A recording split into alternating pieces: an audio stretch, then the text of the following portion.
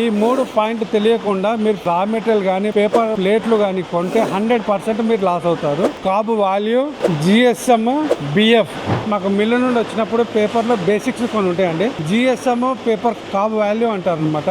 And BF అంటే paper 10th ఎలా ఉంటుంది అనేది, ఇవన్నీ క్వాలిటీలు మేము పేపర్ మిల్లు వాళ్ళతో మాట్లాడి ఈ ప్రొడక్ట్ తయారు కావడానికి బిఎఫ్ ఎంత ఉండాలి, ఎంత కాబు వాల్యూ ఉండాలి, ఏ బిఎఫ్ అయితే దీనికి సూటబుల్ అనేది మేము పేపర్ మిల్లు వాళ్ళతో మాట్లాడి నెలకు ఒకటేసారి 100 టన్స్ నుండి 120 టన్స్ పర్చేజ్ చేస్తామండి. అండ్ నెక్స్ట్ కాబు వాల్యూ అంటే పేపర్ లో మాయిశ్చర్ అనేది ఎంత ఉండాలి, ఎంత ఉండకూడదు అనేది మేము చెక్ చేసుకుంటాము. అండ్ నెక్స్ట్ జిఎస్ఎం లో వచ్చి 80 జిఎస్ఎం అంటే పక్కా 80 జిఎస్ఎం ఉంటుందండి. 100 జిఎస్ఎం అంటే పక్కా 100 జిఎస్ఎం ఉంటుంది. దీంట్లో ప్లస్ ఆర్ మైనస్ ఉండవండి.